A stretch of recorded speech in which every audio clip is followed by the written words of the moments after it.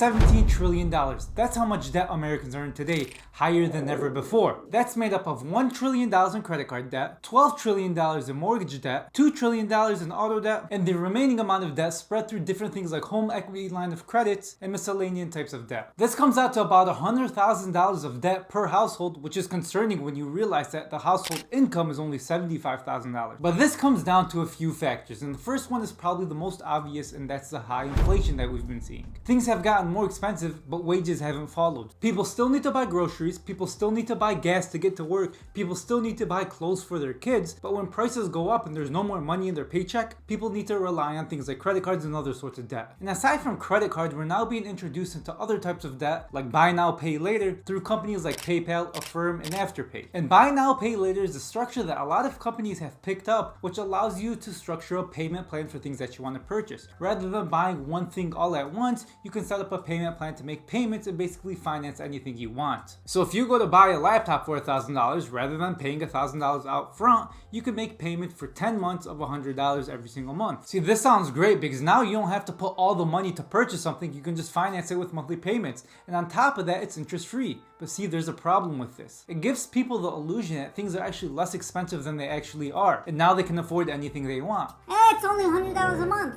Why can't I afford it? Let me just get it. What's the harm in that? Well, that's the mentality until you're 15 plans deep of $100 a month, which ends up being a mortgage payment on random things that you can't even think of. That's what the harm in buy now, pay later. It's shifted the consumer's mindset into thinking in terms of monthly payments rather than thinking, can I actually afford this? And if you can't buy it out front, you cannot afford it. And aside from crippling people's mentality when it comes to finances, this is very dangerous because even though they don't charge interest, they do have late fees that they hide and make it seem like it's no biggie. Let's take a look here. Our late fee policy will be adjusted such that late fees will be capped at the lesser of 25% of the original order or $68 regardless of the amount. So basically what they're saying is your late fee could be as high as $68 every single month. And if you think about that, $68 on a $300 purchase, that's almost 25% in interest every single month. Or late fees, I should say. They get around using the word interest. We've been seeing buy now, pay later financing go up tremendously. Over this last holiday season, buy now, pay later services were up 14%. People can't afford gifts because they're so expensive, so they'd rather just finance them. And when you're financing 10, 15 gifts, you end up financing to $200 or $300 a month. A similar type of money advancement that we're seeing today is payday loans, and these are absolutely ridiculous. The idea of a payday loan is basically getting an advance on your paycheck. If you need to make some payments but you don't get paid for another 2 weeks, what you can do is go to one of these payday loan companies, take a 2-week loan from them,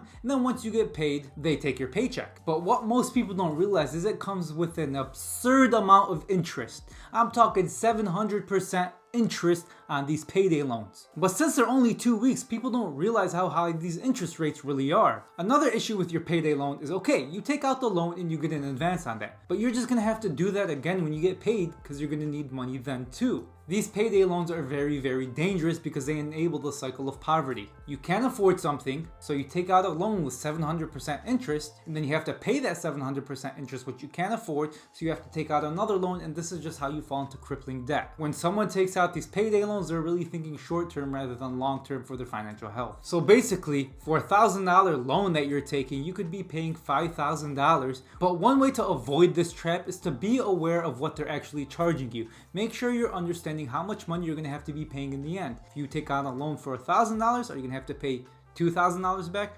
$5,000 back, $1,100 back? Unfortunately, these payday companies do know their target audience, and those are the lower income people who can't afford their bills. They know that these people can't afford their bills, so they're going to do whatever it takes to take on this loan and end up paying it back with more debt. But fortunately, there are regulations in place that cap how much these payday loans can be and cap how much interest they can have. And as we can see, those regulations aren't enough because we're still seeing 800% interest rates and trillions of dollars for Americans in debt. The last 2 points that we talked about, buy now and pay later, and also payday loans, are fairly new to society, or something that we're just seeing marketed in America today. But one major contributor to the amount of debt that Americans are carrying today has been along for a while, and that's credit card debt. Credit cards are one of the biggest factors that we're seeing with Americans today. Americans are now carrying $1 trillion in debt, up from $800 million in just 2 years since 2021. People are roped into credit cards with offers like, sign up now for a $200 bonus. Sign up now and get 5 times points on your groceries. and I'm all for credit card optimization. For the majority of the people who aren't really paying attention to how to optimize their points, they're thinking that this is going to be free money, but end up spending more with that credit card than they actually get with the sign-up bonus. Or they just end up spending and justifying that with, Oh, I'm just getting points back. It doesn't matter. but what credit cards do a good job at hiding is when you're using a credit card, you're actually taking out a loan. This isn't your money, you're using someone else's money. And someone else's money charged at a 25% interest rate. On the other hand, when using a debit card, you know exactly how much money you have. If you have $1,000 in your bank account, you can only spend $1,000. But with a credit card, the limit is your limit basically, which could be $10,000, $20,000, $30,000. If my limit is $40,000 on my credit card, I know I can't afford to spend $40,000 on that. But the credit card company says I can, which is a big trap that many people fall into, unfortunately. A study was actually done by the Federal Reserve Bank of Boston, and they found that the average cash transaction was $22. The average credit card transaction, $112. That's an increase of 400% when you're using your credit card opposed to something like cash or your debit card. McDonald's also reported that on average the credit card bill is usually around $7. But when someone is paying cash, that bill is only $4.50. Again, an increase of almost 50% when using a credit card opposed to cash. It's studies like these which do a good job at showing there are hidden costs to owning a credit card that aren't necessarily labeled in your credit card contract. And then when using these credit cards, it's very easy to fall into even more debt because credit card companies throw something out there called the minimum payment due. This gives the impression that I can pay that off and I'm not going to have to owe any more money and I can just keep making that minimum payment. Well, this minimum payment actually is the minimum you pay without a late fee, but with this minimum payment you're actually still paying interest. So you may be avoiding the late fee, but you're still going to be tacked on with 25% interest. Now the next problem that I see that is causing trillions of dollars in debt that isn't money related is social media. Nowadays, there's so much influence and so much social pressure to spend money. You see your friends traveling, you want to travel, you see your friends with a nice car,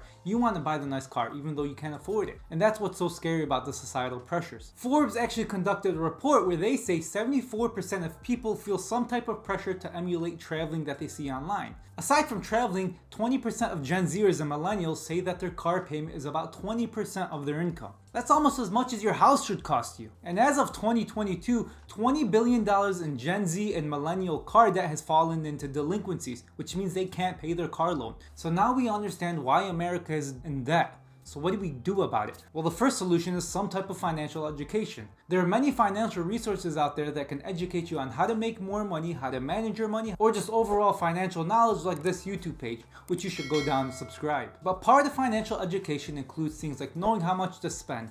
You should be spending 50, 30, 20.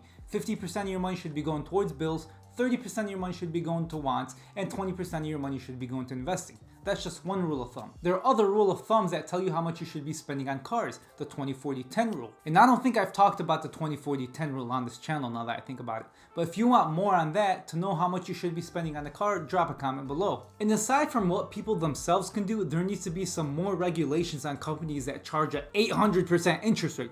How is that legal? And for anyone out there saying, Oh, 800% interest rate, who cares? The person signed up for it.